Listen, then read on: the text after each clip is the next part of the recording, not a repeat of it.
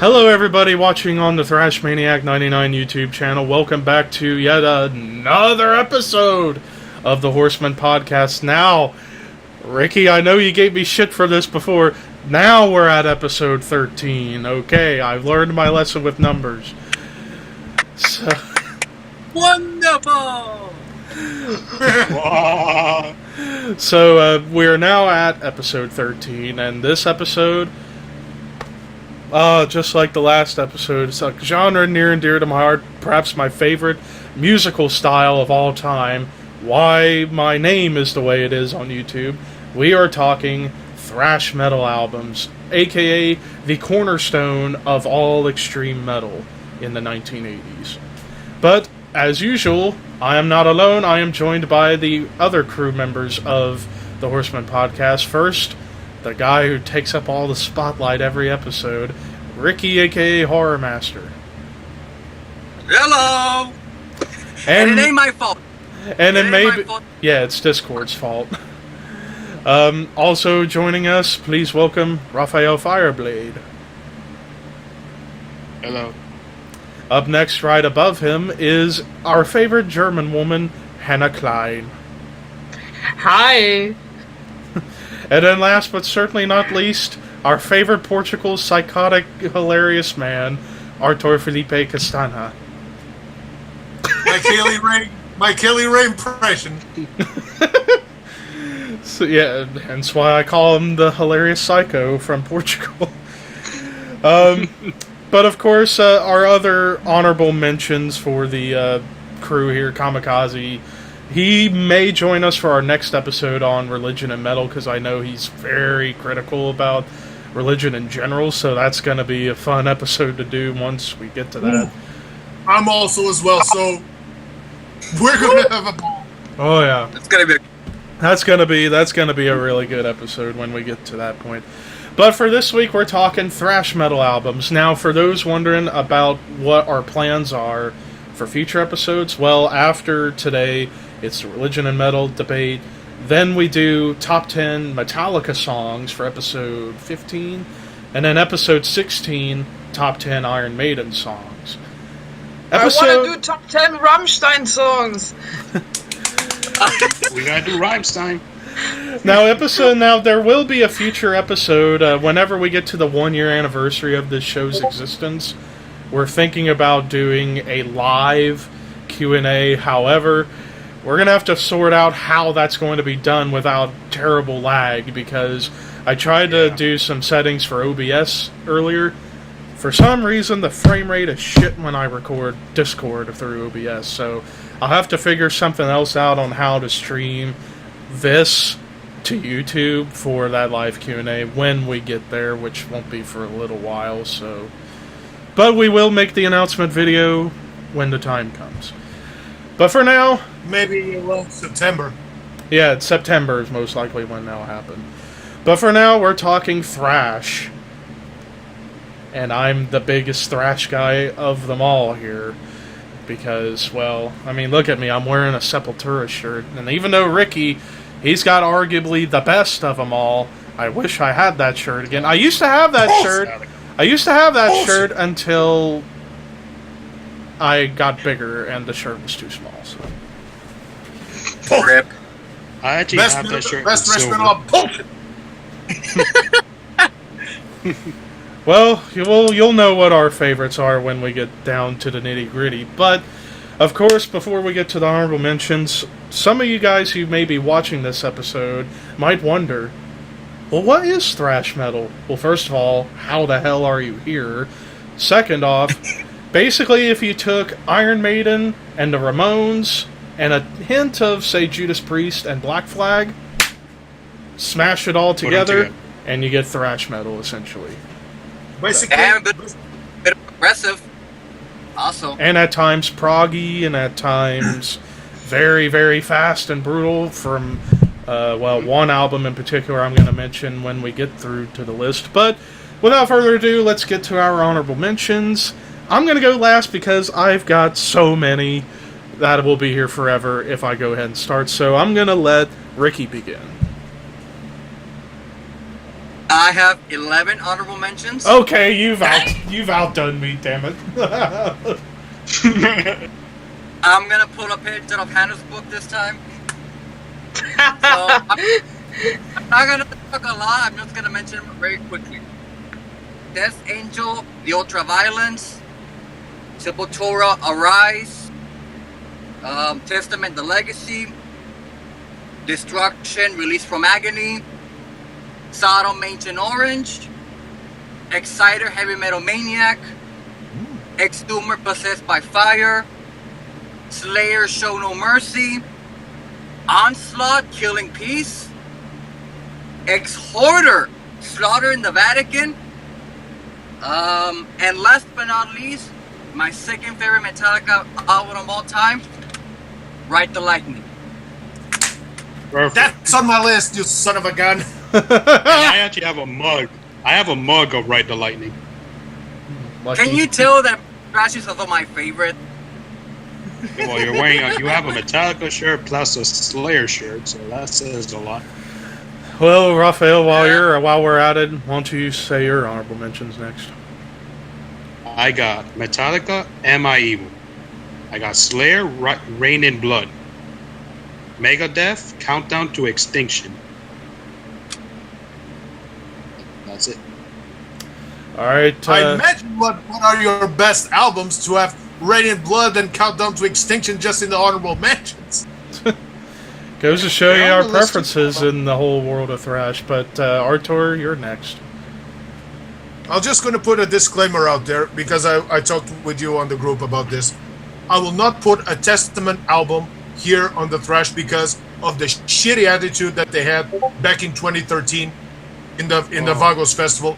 Me and an old friend of mine, we threw the Portuguese flag to there so they could try to put him on. Who was it at the time? It was Gene Oakland at the drum. To put him, Greg fucking Peterson, the bass player, he started to wipe off the dust of the sound speakers with the Portuguese flag, and then he threw it on the back like it was a rag. So, and I got the chance to meet Testament later on. Chuck Billy, I don't want to meet him again. Greg Peterson can go to hell. But Eric Peterson and Alex Skolnick, some great guys. But Chuck Billy, his attitude was shitty on that day. And Greg Peterson, for disrespecting the Portuguese flag, fuck you. Well, you can thank the metal gods he's not in Testament anymore, and that Steve DiGiorgio's in the band, which is a great choice. Great choice. They got Steve in there. Although I can respect some of their classic stuff, but I will not dwell that much in it. This was a bit my disclaimer. My honorable mentions: Death Angel, but I will not have Ultraviolence. I'll have Act 3. I have that album actually. Onslaught's Sounds of Violence. It's a 2011 album, but still a kick-ass album. Nuclear Assaults, Handle with Care. That to me is a more fantastic and underrated. Yeah, that's a good one. Forbidden's Evil, although I could have put here Twisted into Form as well. Yeah. One of the more underrated thrash metal classic pieces of all time, Dark Angels, Darkness Descends. And this was a bit of an last minute addition, but I don't mind adding it. I know that these guys are mostly power metal, but their first two were thrash in a way. Ice Dirt's Night of the Storm Rider. All right, Hannah. As with the last episode, I just have to confess that thrash isn't my favorite genre, but I have some honorable mentions. I have Anthrax, Among the Living. The thing is, I don't... out of the big four, I'm not a big fan of Anthrax. I've seen them live. I don't know. I can't connect with them. Same with Tankard. Sorry. Then I've got Exodus, Bonded in Blood. Testament's The Legacy. And Destruction, Eternal Devastation. These are my 4 honorable mentions. Levi is just thinking he became even more broken. Levi, Levi, you knew this was gonna happen. I figured, I mean, after all, when we're tackling my favorite music style in the history of music, I figured this was going to happen.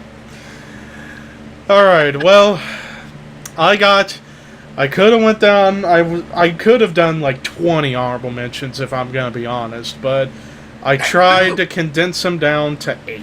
So I got 8 honorable mentions. First, probably the most recent album I have on my list here, Power Trip Nightmare Logic. Next up, Onslaught, The Force. Their second album with, I forget who the singer's name, like Cy Keller. I think that's his name. Probably one of the most underrated thrash vocalists of all time. Like, he can hit high notes like Rob Halford, but have such a powerful, like, gruff voice to him. And just like Steve Grimmett. Yeah. Sodom, Persecution Mania, for me. Particularly the special edition when they added the tracks from their EP earlier in '87. Sodomy and Lust, my favorite song. SOD, Speak English or Die. You want to talk about brutality in thrash? That is at plus one of the pioneers of the crossover sound. Speaking of SOD, Anthrax Among the Living, Possessed, Seven Churches. Of course. Yeah, kind of figured. Now this is another underrated. These last 2 honorable mentions are 2 of the most underrated that more people should give a chance to. Sacred Reich, Ignorance. Basically, if you combine Agnostic Front and Slayer, you get Sacred Reich. Because vocally it sounds very much like New York hardcore, but musically it's very much like Slayer. And then last but not least on honorable mentions, Ricky's going to love this because they're Texas boys, Rigor Mortis' self-titled debut. Yeah, boy! You want to talk about complex and brutal thrash? This, if Yngwie Malmsteen played thrash metal, this would be it. Like, the guitar solos are insane. Vocals, kind of almost borderline death metal at times, but some killer high notes. Gore lyrics. I mean, songs like Reanimator, basically based off of the movie, and how music videos have been made combining the movie with the song in its perfect mesh. So those are my honorable mentions. It just grips you a new asshole. Pretty much. That whole album is just insane. Like, it was basically like the second coming of Dark Angel to an extent. I kind of mentioned a bit my Florida contribution. I start. Mm-hmm. Florida, boys. So now, it is time to get into the actual list. I shall begin. At number 10, I have a tie. Warning, I got 6 ties on my list. Should go to show you how much I love this genre. But number 10, first, Demolition Hammer, Epidemic of Violence. Now, Demolition Hammer is one of the most underrated bands in the history of extreme metal. Started in New York. First album, Tortured Existence, done at Moorsound, but this second album was done in the same studio that another album I'm going to mention later in the list was recorded in Jersey, I think. If there was a subgenre called brutal thrash metal, this would be the Legend album, because you want to talk about fast, brutal riffs, black metal-esque vocals, this is it for you. And lyrically, I mean, the album title tells what the lyrics are. Epidemic of Violence, one of my favorite songs. Skull Fracturing Nightmare, Aborticide, Omnivore. Isn't that power violence, as they call it? Power violence? No. Not really. Power violence would be more like if sludge and grindcore was combined. But, nonetheless, Demolition Hammer, Epidemic of Violence. Next pick, to go along at number 10, Pestilence, Malleus Maleficarum. Oh. That first Pestilence album, I honestly, out of the first 2 Pestilence albums, that and Consuming Impulse, I find myself listening to Malleus Maleficarum more. because of the thrashy nature of it, and Martin's vocals. Not quite as raspy as it would eventually become, but it was definitely more... Kind of like if Max Cavalera was a little bit higher. That's basically the vocal style on this album. Plus, lyrically, it almost was like they took a page out of Carcass's playbook with, like, gore and stuff like that. But Pestilence, Malleus Maleficarum, and Demolition Hammer, Epidemic of Violence at number 10. Both pioneering albums of what I would like to create a genre called brutal thrash metal. And even Slayer could be in there, Dark Angel, and among others. But anyways, Hannah, your number 10. I've got 2 records by my favorite thrash metal band on my number 10 because I couldn't throw them out. I've got Creator's Violent Revolution and Phantom Antichrist on my number 10. They're on my list, but a bit higher. Well, they will appear again. So, little spoiler. But the thing with Creator, I mean, I've seen them live quite a few times now, and without doubt, they are my favorite live thrash metal band, and I simply love the songwriting and the dynamics and the melodies of the songs. It's just so energetic. And Violent Revolution, one of my favorite Creator albums. The same goes for Phantom Antichrist, which I think is their best recent album to date, with songs like Civilization Collapse and the title track simply amazing. And one of the few bands that are still putting out good records, even though they're like 30 years old now. And I mean, the same can't be said for Metallica, but Creator are still going strong. But tell me, who had the better recent albums, Metallica or Creator? Creator, without doubt. Creator, without doubt. Even though I love Metallica more, I gotta admit Creator's been doing better than Metallica. I rest my case. Metallica left the thrash metal scene. So. Well, they've kind of dipped their toe back into it recently. More combining thrash with the Black Album. And I like it, so there you go. Yeah, the Black Alright, Hannah. He's like, nah. For me, Metallica, after the Black Album, Metallica went downhill. I go. The only good song that I would admit from Black Album was good, Enter Sandman. That's the only good song. I mean, I like the Black Album, but after that, I mean, there were a couple of good songs on Load and Reload, and I really like S&M, but except for that. No, thank you. All right, we'll discuss this at another time because I don't want to get. Anyways,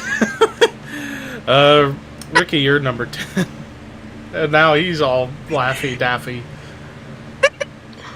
My number 10, like Hannah mentioned earlier, is probably the Lagging? Uh-oh. Probably the lag. Okay. Okay, there he is.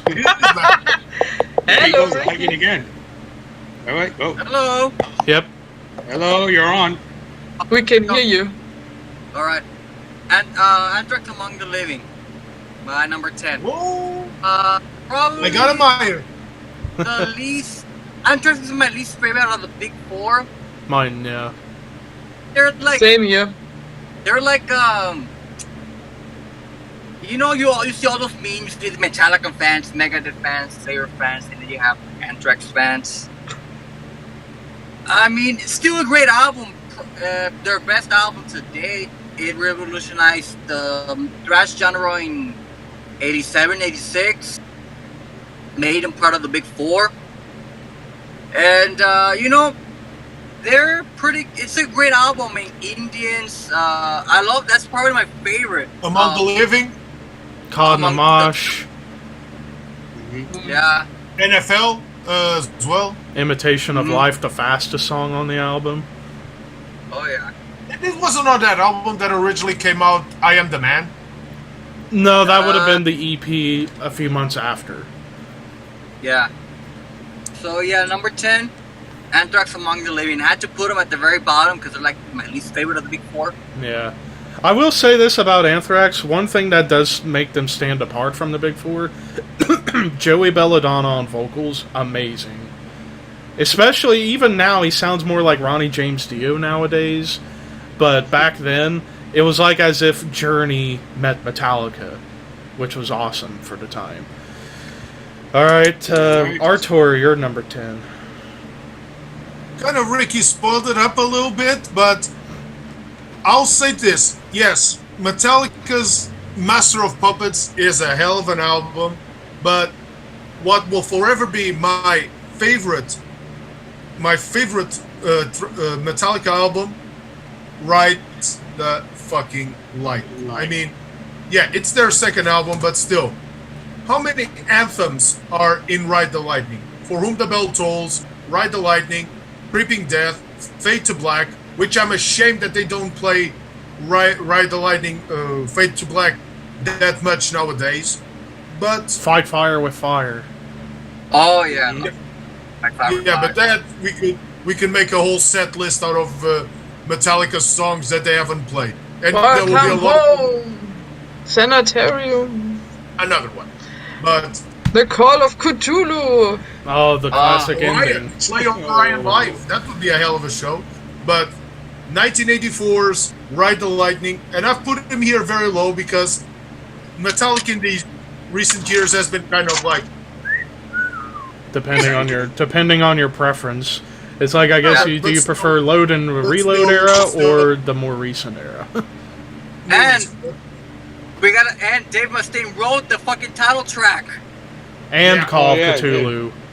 And still to this day, one of the best bass intros of all time. Cliff Burton, rest in peace.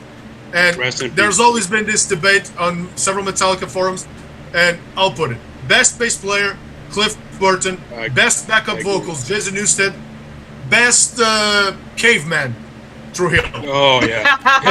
It's like Trujillo's like the middleman between Newsted and Burton. know what- Like, he's you know got something about- equally good backing vocals, equally good ability, whereas Newsted more the vocals, Cliff more on the actual bass. So, my number 10, Ride the Lightning. Alright, and Raphael, you're number 10. Before I say my number 10, let's just say Metallica made a song called The Four Horsemen as well. Oh yeah, Oh yeah. very first album, The namesake. Which the was- namesake for this show. Yeah, of course. which was originally Mechanics, which was the original Mechanics by Dave Mustaine. Yep. Yeah. Well, my number 10 is a band that is from Florida. I don't have the album with me right now because it's at home. This band is called Atomic. They made an album called The Fallout. Now, this band's been around since 2012. But on 2017, they created their album The Fallout. I actually saw them live at Back of the Road Sports Grill here in Florida. They're actually amazing people. The only thing is, one of the mic check people got pissed off that we almost broke the speakers and stuff. The lead singer just said, "Hey, everyone, join up. Let's join the mosh pit." I almost fell right into the mic from that mosh pit. I'll show the album soon, but I was in my house, but sadly I'm not. Yeah. But they have videos. They have their music on YouTube. Check them out anytime. Alright, so now to number 9, and why not, Raphael, you start. My number 9 will have to be Anthrax, spreading diseases. I actually prefer... You know what? Take them on among the living off my honorable mentions. I listen to Spreading the Disease so much more. Particularly the song The Enemy is probably my favorite Anthrax song. When I first heard Anthrax, Madhouse is a fucking Madhouse, beast. yeah. That is the first time I heard Anthrax. When I heard Madhouse, I'm like, I'm gonna get into his band.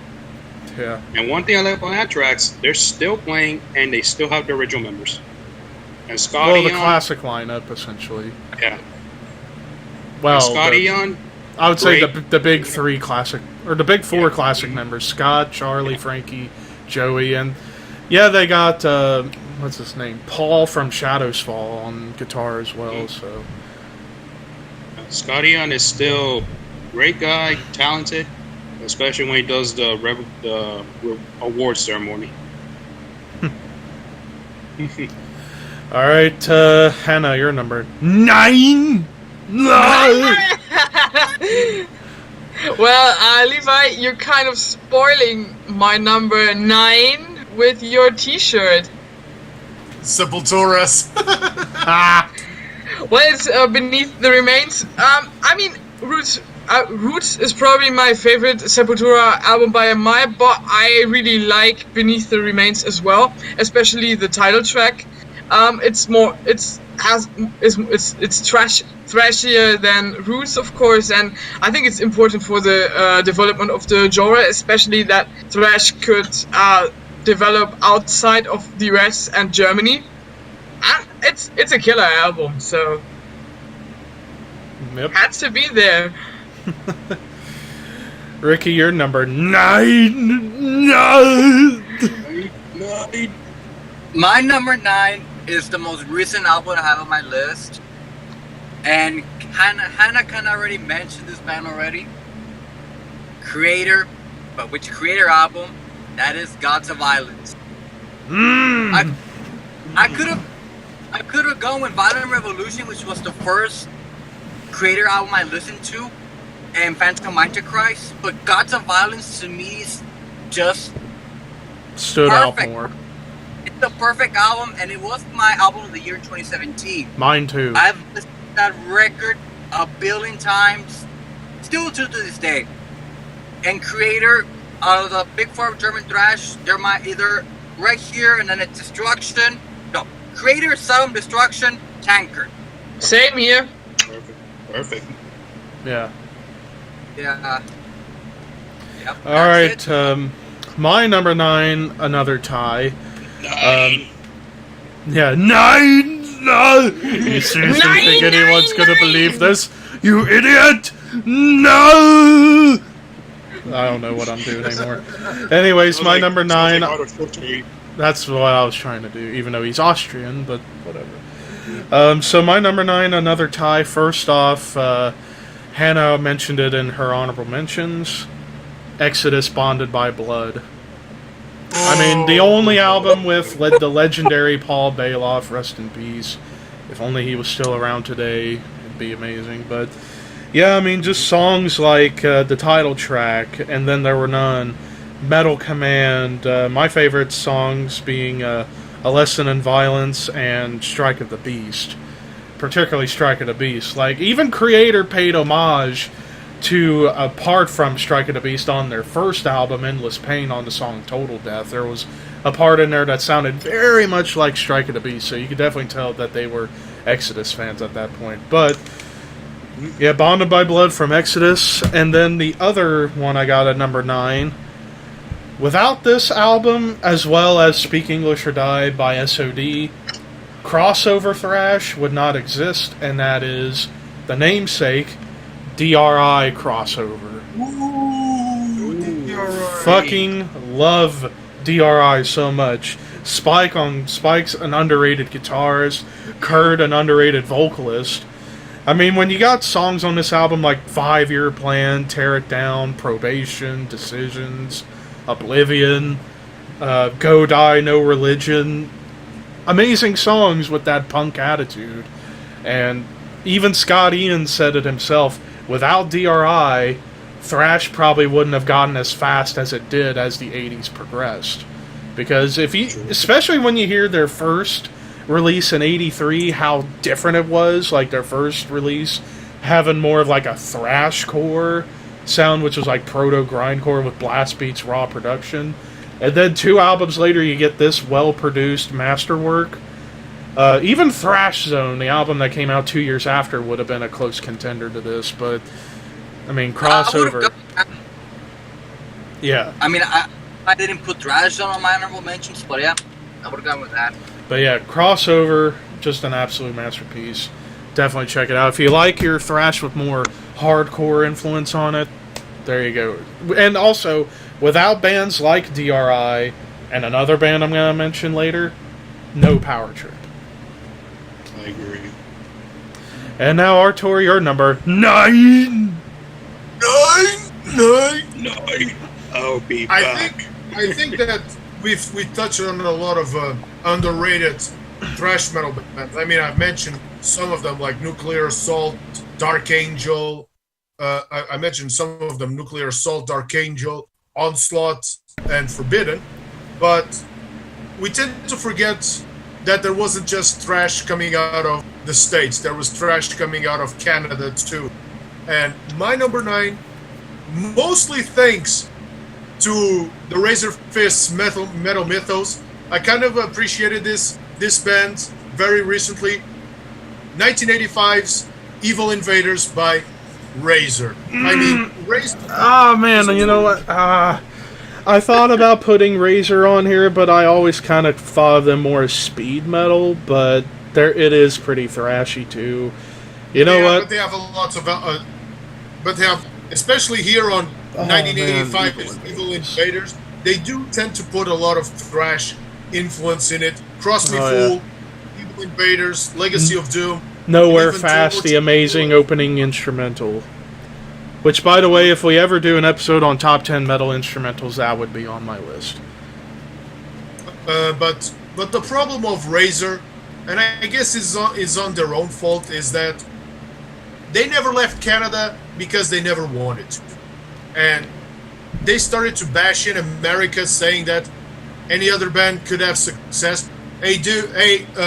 Mike Carlo, if you went to the States, you would be among the most legendary bands that ever existed. I agree. Yeah. But still to this day, Razor. Sorry. But still, should give it a shot and come to the States. Yeah. But still to this day, some of the best Canadian thrash metal bands, we already mentioned Exciter, Annihilator, Sacrifice. There's an Annihilator album on my list, which I'll mention in a few moments. But as for the moment, Evil Invaders by Razor. My number 9. And now we're at number 8. And Artur, how about you go ahead?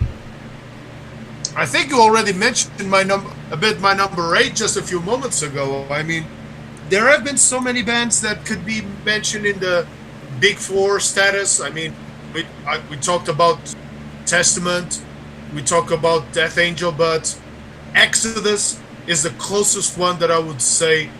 Exodus is a bit like Holy Moses. You can say that they're part of the Teutonic Big Four or the original Big Four, but we kind of put it like honorable mention. So you kind of mentioned it just a few moments ago with Paul Bailoff on vocals. Another 1985 album. You showed it yourself, Bonded by Blood. I mean, it's still one of the most underrated and underappreciated albums in the thrash metal genre. And I'll still say, Gary Holt, in terms of thrash metal guitarist, I would put him, in the top 10.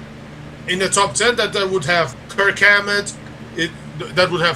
Dave Mustaine in his early days, and I would even put there Jeff, Mili Petroza as well from Creator, or Old Mike from Destruction. But still, let's not get too far. 1985's Bonded by Blood, Exodus, my number 8. All right, my number 8, another tie. Hannah already brought this band up earlier. Of course, when you talk about thrash, you can't talk about... Or when you talk about thrash, you can't ignore Creator. Now, which Creator album did I have? Not one of their recent ones, though Gods of Violence probably would have made it. But instead, I went with their all-time classic, Pleasure to Kill. Because, because Pleasure to Kill, like, if you want to talk about an album, 1986 in general, probably the best year for the genre, for other albums we might talk about later in the list, but this being one of them. And Pleasure to Kill, directly along with, I'll go ahead and say it even though it's not on my list, Slayer, Rain and Blood, those two albums direct influenced death metal. So without those two albums, would death metal have gotten how it was in 87 and beyond? Probably not. I mean, Pleasure to Kill, when you have songs like the title track, Death is Your Savior, Ripping Corpse, hell, the namesake for the band Ripping Corpse that Eric Rutan was a part of before Hate Eternal, Ripping Corpse, The Pestilence, bunch of classic songs. Riot of Violence, my favorite song on the album, even though I like the live version from 1990 more. Amazing track. And an amazing album. And then next to it, in my opinion, another very underrated band. And I'm wearing Sepultura, and it's the band I'm about to mention is from Brazil. Which Brazil band am I talking about? Is it Sarcófago? Is it Volcano? Is it, I don't know, whoever else? No, it is... Nailbone? No. Nailbone? It is... Nope. The other choice for number 8 for the Brazil band, Mutilator's Immortal Force. Because this album was very, very fast. Like, the drums sound very much like black metal blast beats, kind of like Dark Throne to an extent, but the riffs very thrashy. The vocals very punk-oriented. Even though some people would credit these guys as one of the pioneers of death thrash, for me it was more thrash than death. Like, the closest thing of death metal I could really think of with this band would be, at times, the drums, even though it's more black metal drums. Very raw production. Like, if people love lo-fi production, they will love this album. Lyrically, very evil. Hell, even the album cover, it's got the logo with a 666 on it. And one of the most underrated bands, and also the vocalist, I think still to this day, is a roadie for Sepultura. So he's very dedicated to the whole Brazil scene in general. So Mutilator, Immortal Force, and Creator, Pleasure to Kill at my number 8. Hannah, your number 8. My number 8 might seem a bit unorthodox, but I choose Testament's Brotherhood of the Snake, which is quite a recent record. But the thing is, I'm not the biggest fan of thrash, but I really dig this record. I mean, from the start track to the finish to the album closer, I really like how organic this record sounds as a whole, and I mean, it just rocks. And I'm usually more into the atmospheric sides of metal, and this one is something that I like to listen when I'm driving around with my car and get my blood pumping. And I mean, it's just a great record. I think I really like it, and that's why I had to honor it. Yeah, that was my favorite album of 20... Actually, no, it was up there for favorite of 2016. I think it was like top 5 for me. But yeah, I still listen to that album quite a bit today. Raphael, you're number 8. Number 8 is going to have to be Nuclear Assault's album Game Over. I forgot about that album. God damn it. It kind of sucks that band doesn't get the credit it deserves. They really should. Yeah, especially in that New York scene. Without Nuclear Assault, then that not only would the thrash scene, but the hardcore scene in New York probably wouldn't have been the same. Handle with Care is in my honorable mention, so... Yeah. I forgot to put Game Over in my honorable mentions, because that is a great one. Especially that song, Hang the Pope, where it's blasting the whole time. Like, whew. Alright, Ricky, you're number 8. Give me 1 second. Okay. My number 8. And I know Levi, I know you're gonna have this a bit higher on your list. One of the most underrated bands of all time, released one of the thrash metal albums of the late 80s. Overkill, The Years of Decay. I knew. That's why I said I know you have it higher up on Overkill. Regarded as the best thrash metal album of the time. He's going Undertaker.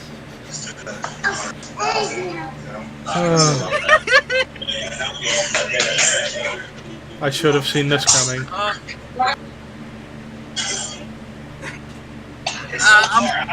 I'm giving you this. Alright, so now on to our number 7s. And I shall let Hannah begin this. Much with my as much with my number 8. I will go for 2 quite recent records with my number 7. The first one is Power Trip's Nightmare Logic. Again, a very organic record, energetic as hell, and I love to spin it, especially the Executioner's Text, which I think is a brilliant song. And then the second record is Vector's Terminal Redux. And the thing about this record, what I really like is how technical Thrash got with this record, and how space. And I love the space theme of this record. The songs are a lot longer than with most Thrash songs, and it just kicks ass from the first note to the last. Love this record. Revolutionized Thrash in my eyes, and I mean it shows what Thrash can do nowadays. Yeah, I would agree, and I look forward to seeing what Vector has in store next whenever they put out anything new. My number 7, another tie. First off, now I mentioned earlier with the Demolition Hammer album that was recorded in a particular studio in Jersey, I think, called Normandy Sound. The other album that was recorded there 3 years before, 1989. Similar to, and I mentioned this, without this band and DRI, there is no Power Trip. And the band I have, Cro-Mag's Best Wishes. Cro-Mag. Which, I mentioned this album before in the underrated albums list we did a while back. I personally feel like most people that like Cro-Mag's particularly listen to the first album, Age of Quarrel. And understandably so, that's an influential New York hardcore crossover album, but if you want to get into the more metal side of Cro-Mag's, this is the album, because the songs, for the most part, most of the songs have guitar solos. The songs are longer, and not to mention Harley's bass playing, Harley Flanagan, also on vocals for this album, reminded me a lot of James Hetfield with his voice at times, and his bass playing ability really shines on this album. The beats, the riffs, even the lyrical subject matter, very political, of course, being a New York hardcore crossover band. But yeah, without this album, for sure, no Power Trip. In fact, Power Trip and Cro-Mag's to me are very much companion together. And then the other album I have at number 7, Artur brought it up earlier. The other album I would consider to be a pioneer of brutal thrash, Dark Angel, Darkness Descends. I mean, when you have tracks like the title track, Merciless Death, what was the Black Prophecies, Hunger of the Undead, one of my personal favorites. I mean, the MVP of that album, Gene Hoglan on drums, no doubt. I mean, I wish I was as good on drums as mean Gene Hoglan. I mean, come on, you know. But yeah, that's my number 7, Cro-Mag's Best Wishes, and Dark Angel, Darkness Descends. Ricky on number 7. And Archer Racer. Yeah. Canadian band that deserves everything that has come. Another Alice in Hell. Son of a gun! That's my number 7 too. Oh, son God. of a gun! If we have a game, we can talk about it. Yeah. I mean, ultimate classics in thrash metal.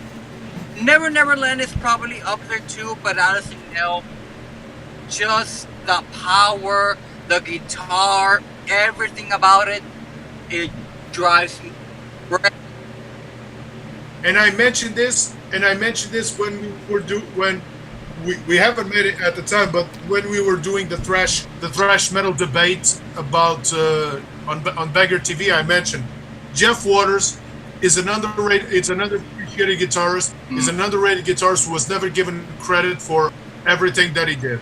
And since we have number 7 the same, which is also Alice in Hell, I mean, he's still one of the best thrash metal guitarist that you'll ever hear, and especially at this time when he wasn't singing.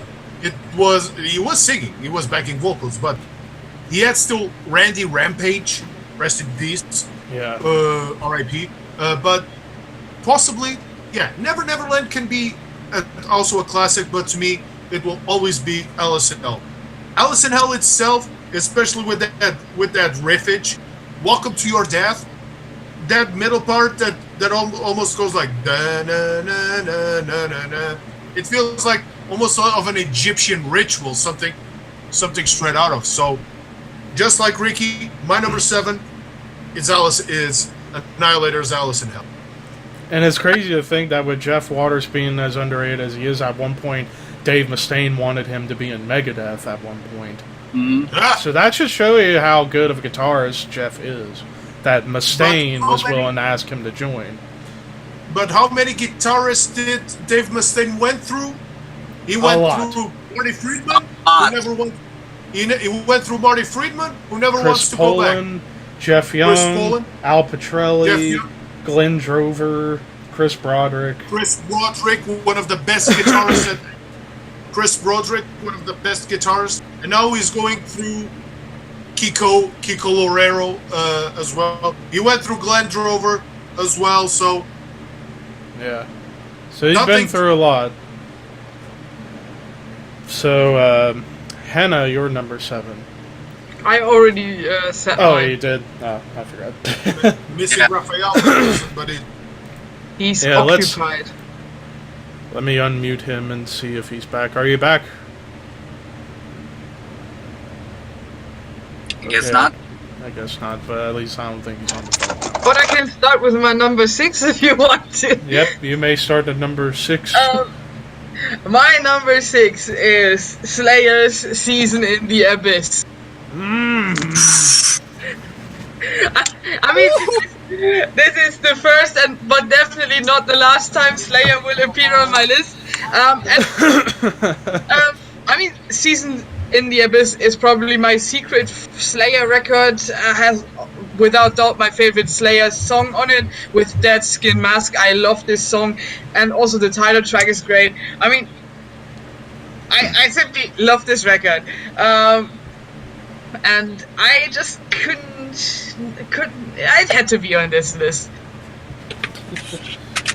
Alrighty, what are you doing, Ricky? Oh, nothing. Just checking something. Alright, Artur, you're number 6.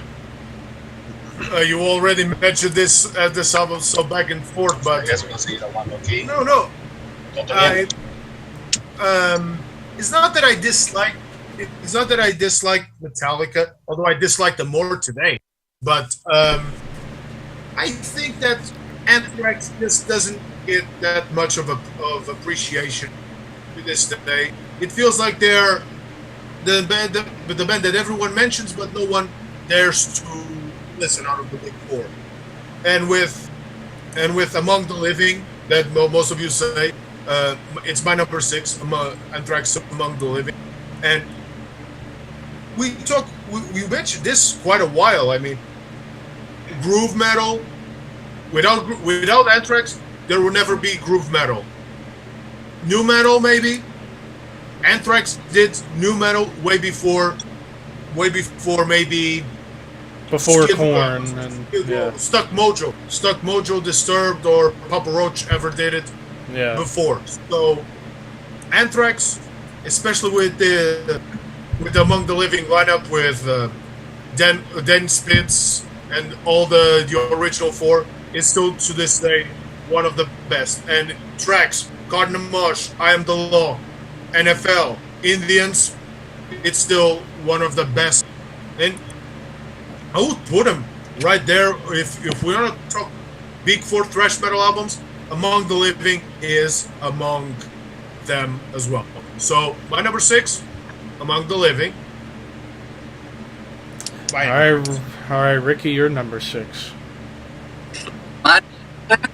And I know I'm gonna get a big pop for this. Megadeth, Peace Cells, but who's buying? Are you kidding me? Like I said, Megadeth, this is the best album to date. Someone said rest in peace. He said the first Megadeth album I got it. And I guess Megadeth political, especially the music video. Come on, that's a great music video. Ricky, you're going in and out bad. You're cutting in and out really badly. Yeah. But we all get the gist. Peace out. Oh, God. And Artur got upset. What? Nothing, I'm making a joke. Alright, my number 6. Can you please mute Raphael? I mean, I got him muted on my end. I don't hear I him, can mute it on mine. but I only hear Spanish right now. oh God, if you want to mute him, just like right click over him, and it should give you the option to mute him. Technical difficulties, we always have them, people. This show wouldn't be anything without them. What else Just to do? The Spanish has ceased. Oh, well, there you go. Alright, so moving on to my number 6. Another tie. This, and then there's one more tie after this, so... Ricky, you sorry son of a bitch, you already brought this album up. It is Overkill, The Years of Decay. Now, we talk about underrated bands, not just in thrash but in metal. I would make the argument Overkill is among the top in the underrated in all of metal, because one of the pioneers of the sound, a little bit before Metallica, a little bit before Anthrax, around the same time as Exodus, actually. And Overkill, I mean, they had such a sound back in the 80s, basically, and it's weird, they come from New York, where I always find this to be, there's a bit of a schism between the Bay Area scene and the New York scene. The Bay Area scene was much more inspired by the new wave of British heavy metal, whereas New York was more inspired by New York hardcore bands. Overkill is the one band from that New York scene that I felt would have fit in perfectly in the Bay Area scene, because they didn't really have a hardcore influence at all. Like, they even say their main inspirations were Sabbath, Priest, Maiden, Motorhead. And you could hear all that in this album in particular. Like, you get songs like Time to Kill that kind of remind me a bit of Priest. Song like Playing with Spider / Skullcrusher, that's basically their Doom song. That sounds a lot like Sabbath. Songs like Years of Decay, the title track, remind me of Maiden with the melodic side. But, I mean, Elimination. Just for that song alone, this album belongs on the top 10 on any list for thrash. But also Evil Never Dies, I Hate, Nothing to Die For. There's some great songs. Terry Date, a great job at the production on this album. So that's the one for number 6. The other one, and I've been jamming this album a lot on my Apple Music as of late, and I hope to get the actual album at some point. The Haunted self-titled debut from 1998. Basically, you take 3 members from At the Gates, the Bjorler brothers and Adrian Erlandson, add in Patrick Jansen and Peter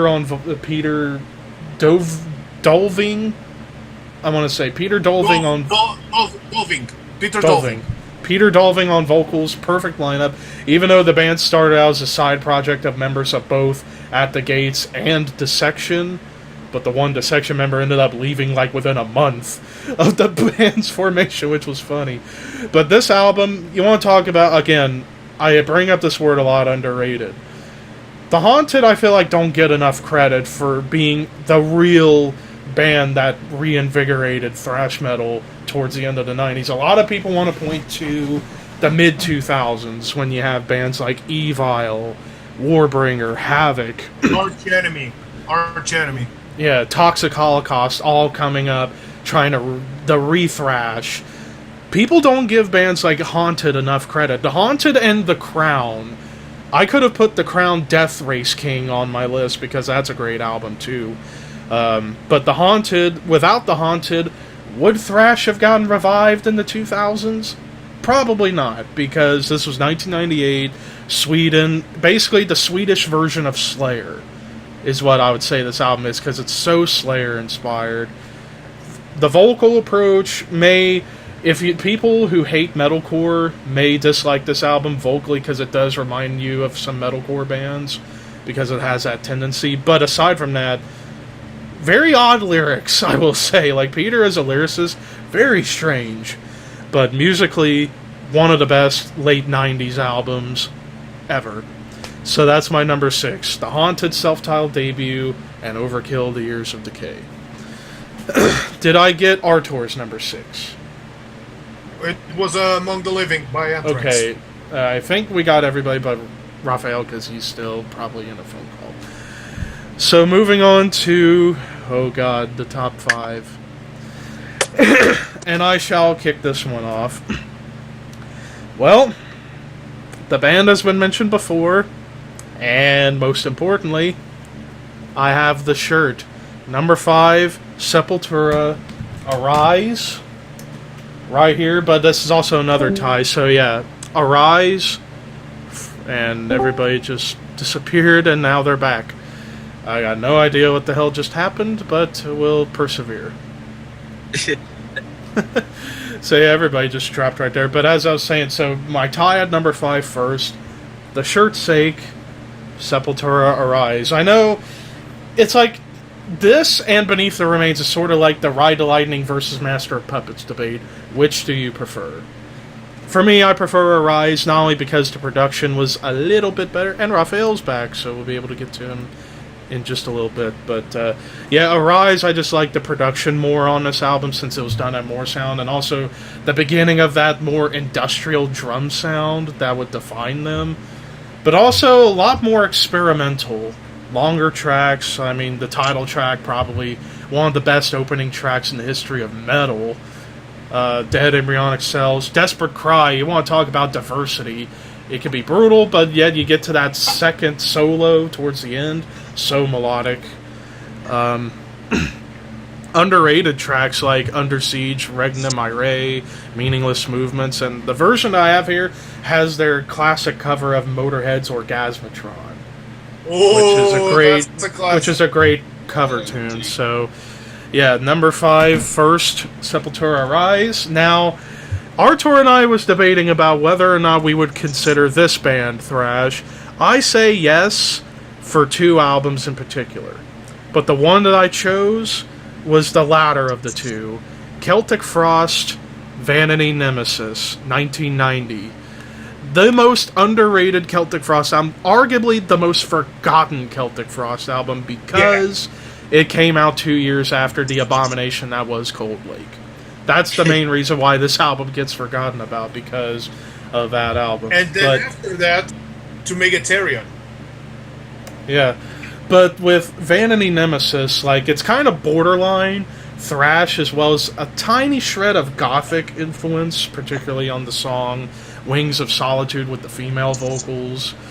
And I even saw one review on this album say this could have been the beginning of groove metal, because there are some post-thrash oriented songs on here that I really, really like.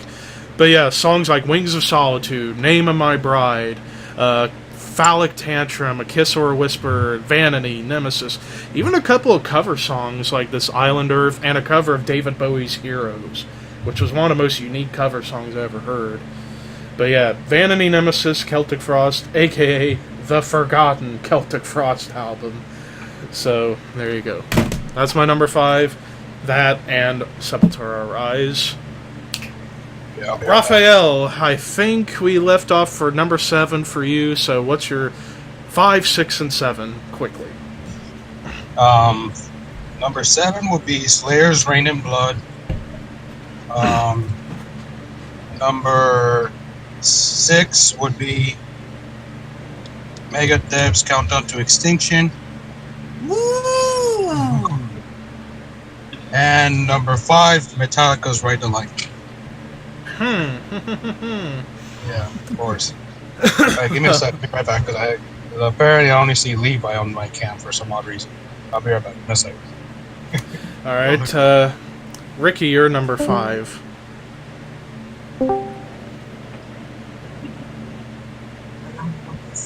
Number 5 is probably another album by another underrated band. For this band, I think there would have been no Metallica. I'm talking about Metal Church's debut album. Metal Church. How could I forget Metal Church? When I first listened to Metal Church, I never thought it was a thrash metal album per se. You can consider it a precursor, but once you get to the video of it, it's full on thrash. I mean, the title track, God So Rad, it's a great title song to listen to. It's all there. If you take the new album with Metal Church, you get Metallica. With a mix of Venom on that. So yeah, number 5, Metal Church debut album. Yeah, Metal Church, I forgot all about them. If I would have put a Metal Church album on honorable mentions, it would have been their second album, The Dark. I really like that one quite a bit. What about you? Alright, and that happened. I don't know what is with Discord today, but again, technical difficulties. The show would be nothing without it. And then it just all went black. It went red before black. Cannibal Corpse reference. Alright, Artur, you're number 5. Kind of Ricky spoiled one of my number 5s again. But for this time, I have my first tie, which is a tie between 2 Megadeth albums, which I find them great. 1990s Rust in Peace by Megadeth. I mean, what more can you say about Rust in Peace without mentioning Holy Wars, Hangar 18, Take No Prisoners, Take No Shit, and Tornado of Souls? Possibly the best Marty Friedman guitar, possibly the best guitar, Marty Friedman guitar solos there. And the other tie that I have, which I now am guessing Levi is down and out for the foreseeable down and out for the 3 count. In this case for the 10 count. But the other that I have as a tie for Megadeth is, I mentioned 1990, and I'll mention it, and now going back to 1986. He sells, but who's buying? I mean, he sells, but who's buying? The first time we ever see their mascot, Vic Rattlehead, in a full body capacity. Devil's Island still on heavy rotation on my MP3, and even when I work out at the gym, I usually listen to Devil's Island. He sells, but who's buying? An eternal class. Yeah. Alright, Hannah, you're number 5. My number 5 is from Germany, Sodom's Agent Orange. Ooh!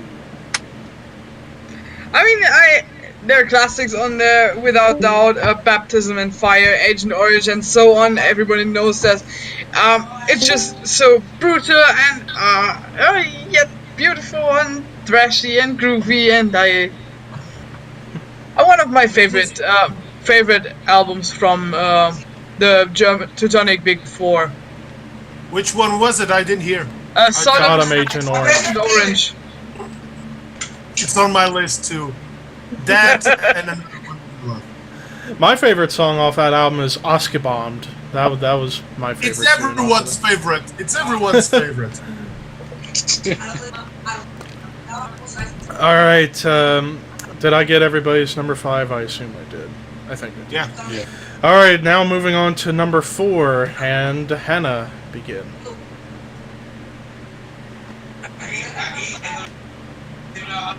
Oh, Hannah, I can't hear you. We couldn't hear you. Yeah. Yeah, I can hear. I can't. Okay. Oh no, I got the Ricky glitch. No, We got the Ricky. no, this is not happening. No, I can't. This is not happening now. Can you hear me now? Yes, Yes, thank you. yes. I thought go. I was about Say it to. again. I was about to freak out that Okay. I was going to get the Ricky glitch. Somehow this connection is cursed, one way or another. Well, on my number 4, I've got the same band and the same records that Arthur had on his number 5. I'm talking about Megadeth, Peace Cells, and Rust in Peace. Going Toro Yano.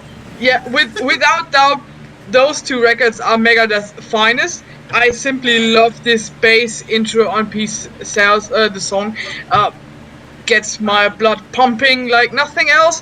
And then Rust in Peace, I mean, classics like Holy Wars, The Punishment Duke, Hangar 18, Tornado of Souls. Simply a great record, and showed the world that Dave Mustaine was, or still is, a great songwriter and could do shit without Metallica.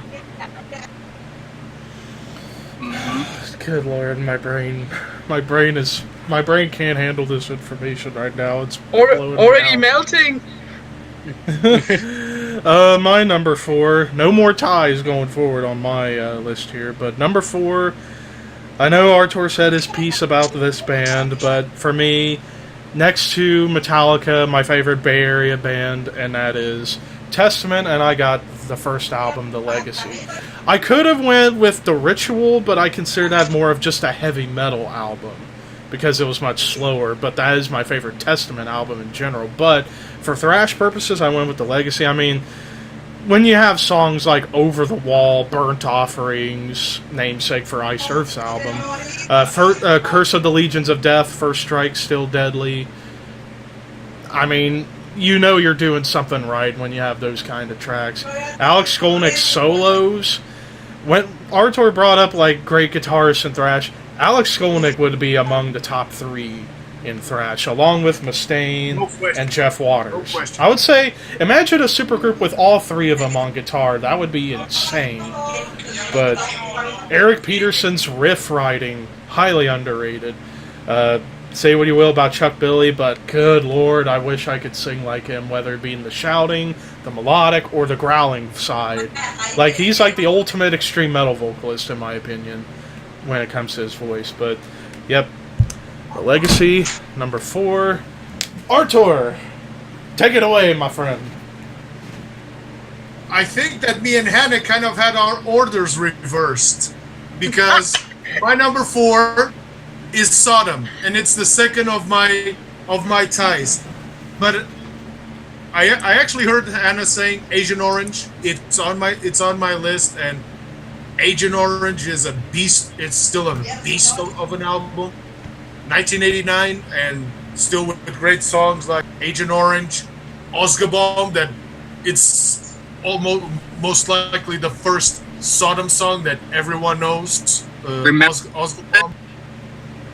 Yeah. Baptism of Fire, and like I said, it's a beast of an album. The other one that I have on my list is probably a bit more recent of them, but I just simply love it. 2001's N16. Among the weird Kong, I Am the War, Napalm in the Morning with that old Alec Baldwin, with that, not Alec Baldwin or Casey Affleck mention of Apocalypse Now. I love the smell of Napalm in the Morning. It smells like victory, and it's still a great album with everything. So my number 4, N16, and Agent Orange by Sodom. Raphael, you're number 4. Before I show my number 4, this is the Atomic Fallout album. Well, your video's frozen, so we can't see it. I saw it.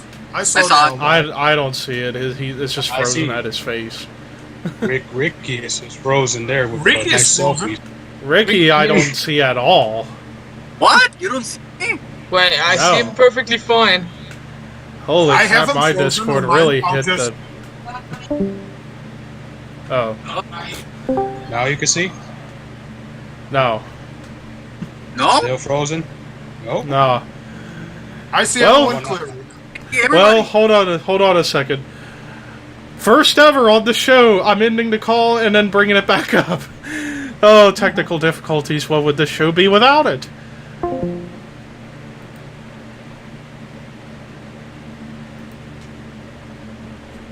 Okay, I am back. Hopefully everything's back to normal. And you And see yes, it? now I see everybody again, and Raphael's moving, so... I still see Ricky frozen. I'm not. I don't. He isn't. He's... Reset. Reset. Alright, I saw Hold the on. album now. That actually looks like a cool cover. Yeah, it is. It looked like a cool cover. But Kind of reminds me of Toxic Holocaust. Okay. My number 4. Arguably, people will say they're the first black metal band, but they are, I call it, pre-black metal because they Proto-black. just started vocal. Yeah, Venom's album "Welcome to Hell." Ooh. Didn't see that one coming. Yeah, that No, was a left yeah. field pick. No, but Mhm. but not entirely left field as many people would think. Even Kronos, even Kronos himself would say that he would stick very well in the thrash metal scene. Yeah, Yeah, that's true. Venom just created the vocals of black metal, but as far as image and guitarists, they still thrash metal. Alright, Ricky, you're number 4. My number 4 is an album that's highly debated sometimes on Banger TV, whether you consider it black metal. I consider Reset. See Ricky frozen. it's Sodom's EP in the Sign of Evil. That's an interesting son of- choice. I mean, I love the song Blasphemy, just that alone. Oh yeah, Blasphemer, that's a good song. I love that how that song starts with that riff, that dun dun dun dun dun dun dun dun. That laugh. Yeah, that evil laugh. And recorded later on, it wasn't the same. I prefer the EP version. But again, when Sodom gets brought up, this is the EP that everyone thinks it's black metal. It's not black metal. It's pure thrash. People think it's pure black metal. I don't know what they're thinking. I respect your opinion, but it's pure thrash metal. Alright, did I get everybody's number 4? Mhm. Okay. Oh god, the top 3. Ah, god. Alright, my number 3. This band has been mentioned many times already, but I talked about them earlier. I said Slayer. But which album? It's not Rain and Blood, even though I acknowledge that's an amazing album. However, I prefer the album that preceded it, Hell Awaits. No way. Oh, that's a good album. This album, I mean, only 7 songs, but at average about 5 minutes No long way. a song. Yeah, I mean, it is. the opening title track is phenomenal. Kill Again, highly underrated. At Dawn They Sleep, arguably, well, among their most underrated songs, and even 6 Feet Under covered it later. Praise of Death, underrated double bass break towards the end. Necrophiliac, brutal lyrics. The most underrated Slayer song ever, Crypts of Eternity, which I think is their longest song too, at nearly 7 minutes. I love the drum work. Hardening of the Arteries, a great closer that reprised back to the opening title track. I mean, arguably their most proggy album, because they were really into Merciful Fate at the time and they wanted to do that kind of songwriting. And they were wearing the makeup at the time. Yeah, the eyeliner that made them Yeah. kind of look like proto black metal dudes, Yeah, which was fitting. Also, another thing to mention too arguably the first before Possessed, the first instances of death metal peek through on here, particularly the growling vocals on Hell Awaits, where they go, Hell Awaits! Like, that's death metal right there. The double bass work. I mean, in my opinion, Dave Lombardo's best drum performance in Slayer history because of the breaks in At Dawn They Sleep, Praise of Death, the drum fills on Crypts of Eternity, and I mean, I could go on and on. This album's amazing. So number 3, Hell Awaits by Slayer. Raphael, you're number 3. Number 3 would have to be Death Angel's Killing Season. And Death Angel is a phenomenal band. I wish they get more credit than what they have. I don't know why they don't have so much credit. Hannah, you're number 3. Levi, you're probably going to kill me right now. I have 2 records on my number 3. Both are by Metallica. Well, I've got Ride the Lightning and Master of Puppets on my number 3. There you go. There you go. Obviously. You can't deny that one. I mean, for me, those 2 records are without doubt the best 2 best albums Metallica has ever released. Ride the Lightning is a bit more raw, and that's why I kind of prefer it slightly over Master of Puppets, but both are great. I mean, you've got For Whom the Bell Tolls, Fade to Black, The Call of Cthulhu, Welcome Home to Sanitarium, Orion, and all those great songs on those 2 records. For me, they are the quintessential Metallica records. I mean, I also like Injustice. I also like Injustice for All, and for me, the Black album just got a bit too soft, and afterwards, Metallica just turned mainstream and shit. But I have to honor their earlier works, and most of my favorite Metallica songs are on these 2 records, and they're simply classics. Who doesn't love them? I certainly do.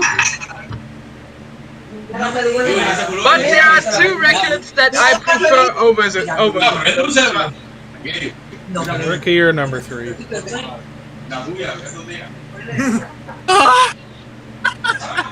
And number 3, it's already been mentioned, Exodus, Bonded by Blood. Oh, Exodus. If there was an anthem for thrash metal, Bonded by Blood would be it. Or in general. Because we're all bonded by blood. That is true. One more could have been said before.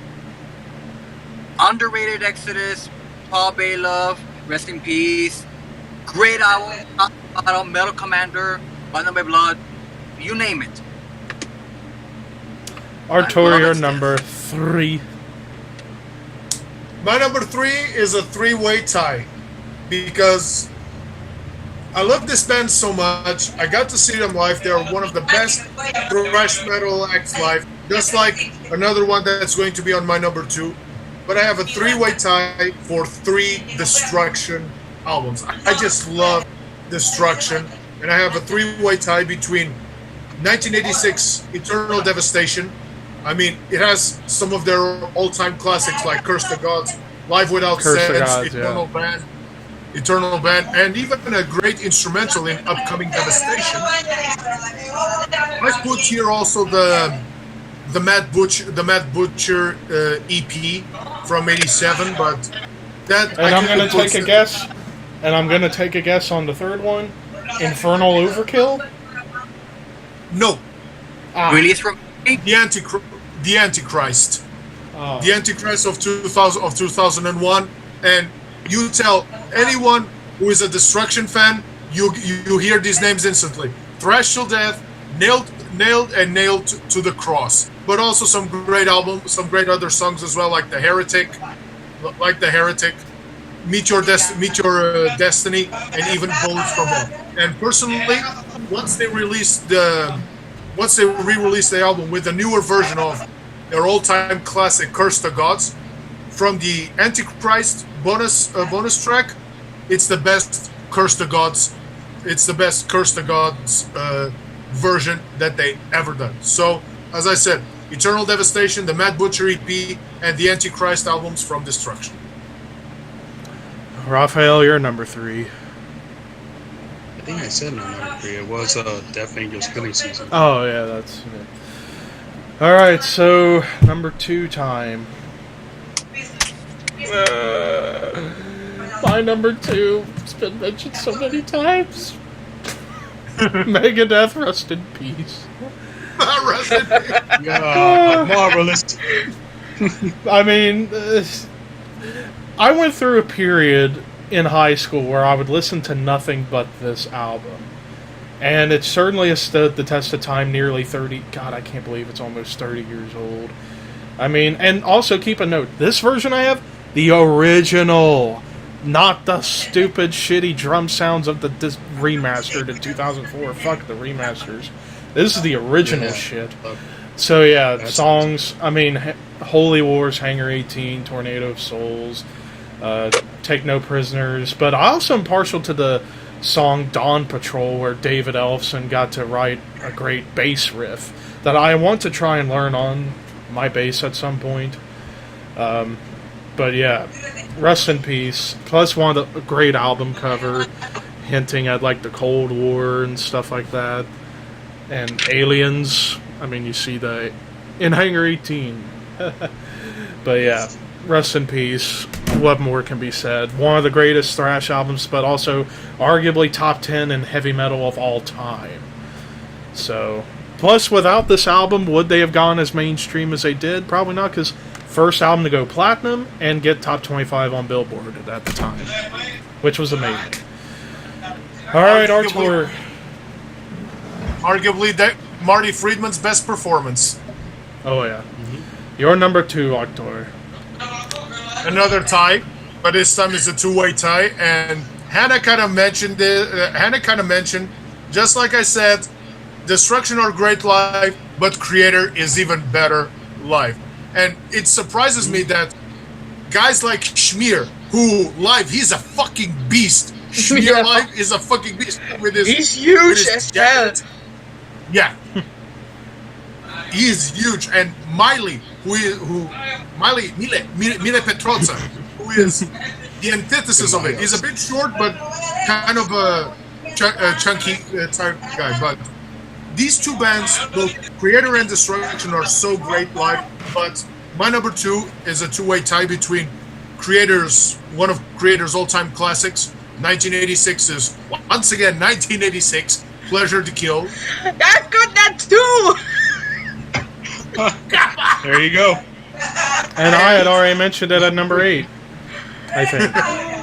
And, I mean, Pleasure to Kill, Riot of Violence, Pestilent, Carrion, Command of the Blade, still all-time classics. And the other one that I could have easily put here, Comb of Souls, Violent Revolution, Enemy of God, but what Creator album has been one of the best in these past, almost 20 years?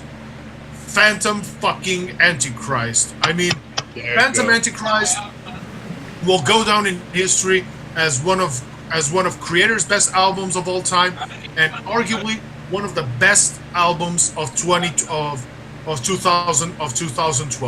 If not the best album of 2012, perhaps. And influential as well. And especially with tracks as been previously mentioned, Phantom Antichrist, Death to the World, Civilization Collapse, Your Heaven, My Hell. And those tracks rule live.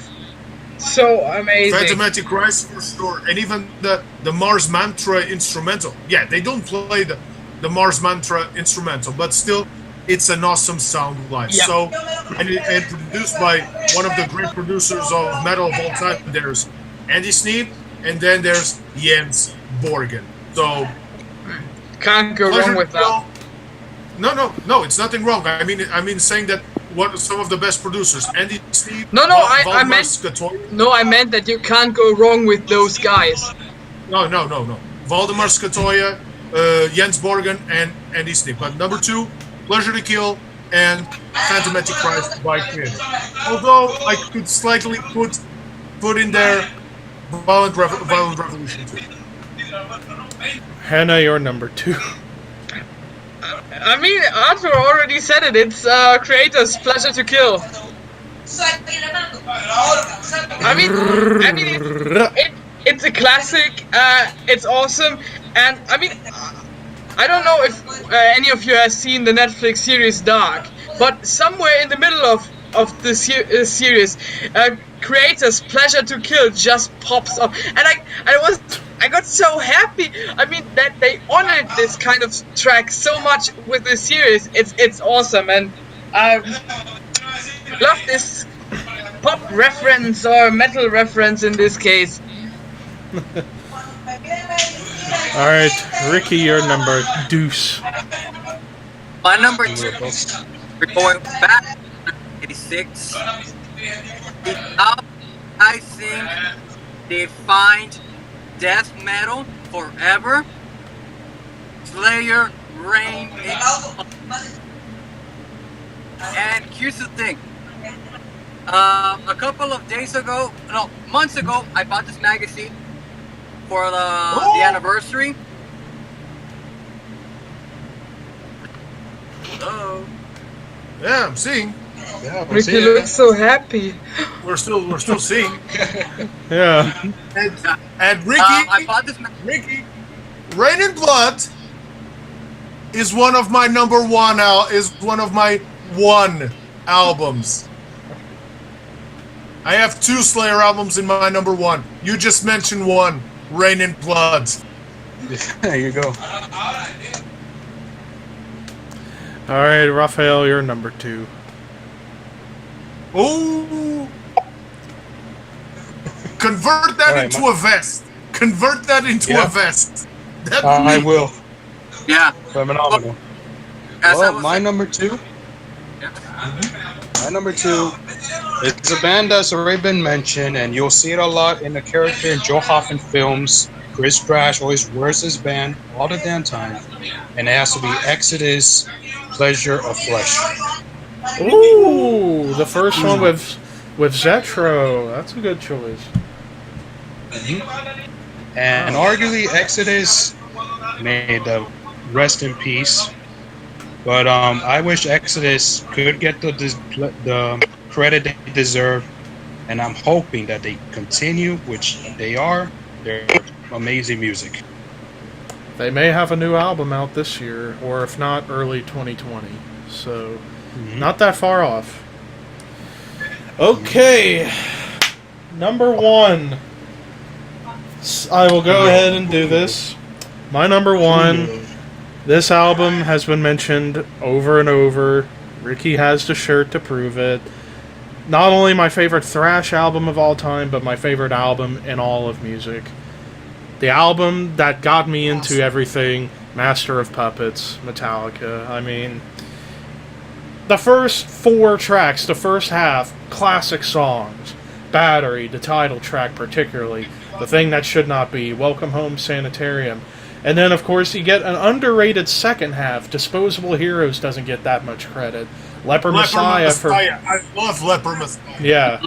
Orion, Cliff Burton's finest hour as a bassist. And the greatest, arguably, I'm going to go ahead and say it, if we do a top 10 metal instrumentals, that's my number 1, Orion. And even Damage Inc., a great closing track. And even Damage Inc., the closing track's phenomenal as well. But, I mean, in my opinion, best thrash album of all time, and Metallica's finest hour. And rest in peace, Cliff Burton. If he was still around, there's the big debate. If he was still alive, would Metallica have stuck the course of staying thrash afterwards? Yes, That remains to be seen. That remains to be seen. I mean, then again, they did stick it out with Newstead on And Justice for All, even though incorporating some prog in there. Then again, this album Then again, this album's got some pretty good prog elements to it, like particularly on the title track. Also, probably my favorite moment on this album, that solo that James Hetfield does in the title track in the middle, where it's very melodic and soft. Hetfield should have opportunity to do more guitar solos. Even though he's mostly the riff master, arguably, I'm going to say it right now, Tony Iommi and James Hetfield, the two greatest riff writers in metal history. Highly debatable. Debatable, but you could make the argument that Hetfield would be up there. I'll squeeze there in the middle. I'll absolutely squeeze there in the middle. Tipton and Downing. Yeah. I mean, it's kind of like a tomato-tomato thing, but that's just me. But yeah, number one, Master of Puppets, Metallica. Raphael, you're number one. Number one. Are you ready? Who wants this shit? Metallica's Am I Evil? Oh wait, no. Kill 'Em All. Kill 'Em All. Oh. Yeah. Yeah, Kill 'Em All. Am I Evil is the cover they had. Yeah, Kill 'Em a year All. later. When they were 14 years old, they started their career, and one of the most hilarious things I heard, James said, "Who wants this shit?" He just throws it at the crowd. Oh yeah. Kill 'Em All. Yeah. Who wants this fucker? And they all just fight each other over it. That was pretty cool. Yeah. And then, but it has to be. That album is worth now. Yeah, but this has to be said. Selling back matches of it. Yeah, and this has to be said about Kill 'Em All. Even before the album was made, Metallica were already metal legends because of the damn concerts they performed before the album came out in the San Francisco area. So, it had to be. The best thing that they could have done was to move from LA, which is glammed out, to go to the Bay Area. And help pretty much kickstart the thrash scene in America going forward. Yeah, because after that, Testament, Exodus, Death Angel, Possessed, Violence, Forbidden, Even, Blind Illusion, countless Bay Area bands. Arguably, a lot of people would say Possessed 7 churches as well. Yeah, and other Bay Area bands or bands that moved to the Bay Area. DRI moved to the Bay Area. Cryptic Slaughter from the Bay Area. So many. GBH too.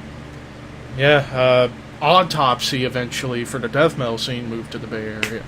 Scream Bloody Gore was a Bay Area album. So without Kill 'Em All, that scene would not exist. And you can thank Megaforce Records for helping out all these great thrash metal bands. All the way out in New York. Thank you, Marsha. Thank you, Marsha. John and Marsha. Yep. All right, Hannah, you're number one.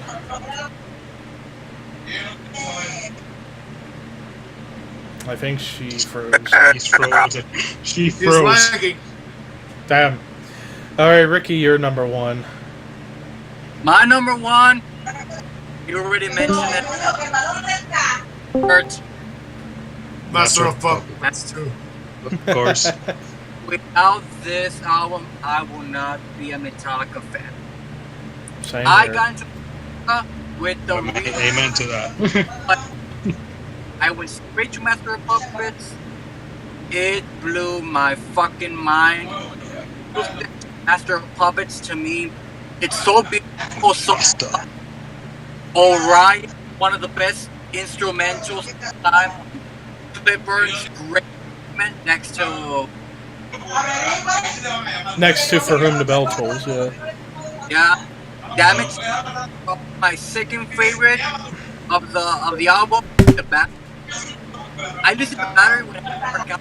Like, give me. By the way, Ricky, real quick, look on the side here. Does yours say Blackened Recordings or is it the Elektra release?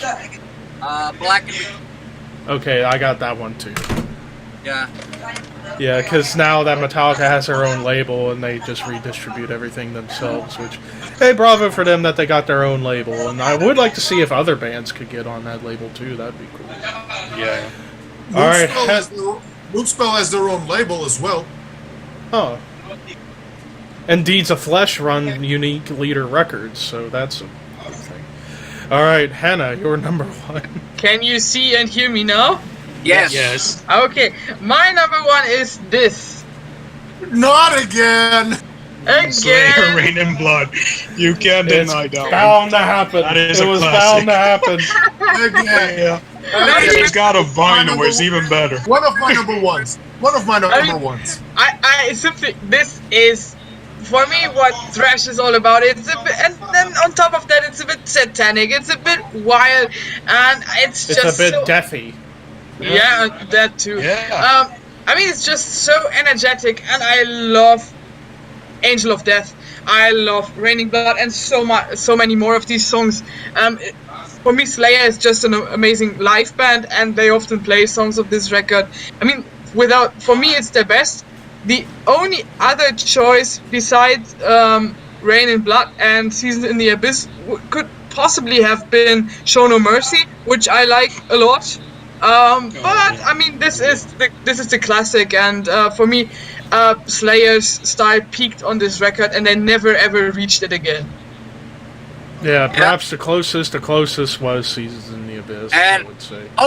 By the metal community, metal artist, Raining Blood, #1 greatest Slayer song of all time. I mean, Yeah. without question. Yeah. No. Alright, Artur, last but certainly not least. I will not overdub what Hannah said in Raining Blood because it's one of my number ones as well. But I also have, this may be a bit controversial because it's both Slayer records, but I've put Seasons in the Abyss as number 1 too. I mean, it's a great record. Yeah. I know, but for a lot of Slayer fans, it's controversial because it's not as thrashy as, for instance, South of Heaven, or Fuck or the even Slayer Hell Wait. fans. But Seasons in the Abyss, it's great. Probably one of Dave Lombardo's best drum performances, especially with Dead Skin Mask. War Assemble. Everyone forgets this song, but they usually play live. Always go for war. It's War Assemble, Dead Skin Mask, Skeletons of Society, and Seasons in the Abyss. And I'll still say to any Slayer fans out there watching, they ripped off Black Sabbath's Into the Void. Listen to South of Heaven and Black Sabbath's Into the Void, and tell me it's not the same riff. I dare you. And I would have said more Judas Priest the Ripper, honestly, but yeah, I was gonna say with Seasons in the Abyss, it's like that album to me, top to bottom, felt more like it was a death metal album without death vocals. Because if there were death metal vocals on top of it, it would be perfect. But yeah, also, perfect in line. From everyone here, R.I.P. Jeff Hanneman. Yep. Yeah. So that pretty much does it for this episode, even though we had some technical difficulties, and I think I know why. It's because I guess Discord can't handle more than just 4 people in a call. I don't know what's up with that. So possibly, this is only for consideration, we might change formats, staying on Discord but without cameras. We're not sure. We'll figure something out. We'll figure it out. Yeah, we'll figure something out. But that's like an alternative we might have planned for the future. But nonetheless, thank you guys so much for watching. Be sure you subscribe to this channel for more episodes coming in the future, because episode 14 is going to be a doozy. Religion and metal debate. And possibly special guest Kamikaze Games might join us for that. Depends on if his internet can hold, because Midco's terrible in North Dakota. So, but anyways, thank you guys for watching. Peace out, keep it metal, and we'll see you very, very soon. One thing I would like to say, you don't have to be satanic to like this music, because Slayer's lead singer is a pure Catholic. Right? Yep. Same thing. So that should explain it all. Same thing for any black metal album as well. Yep.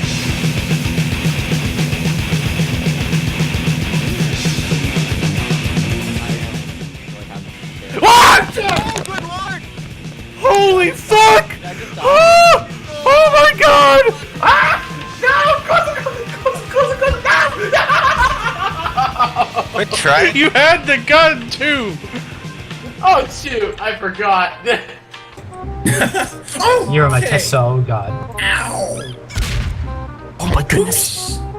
Holy Somebody What shot just it. happened to Carson? Somebody shot or I just face planted a freaking container.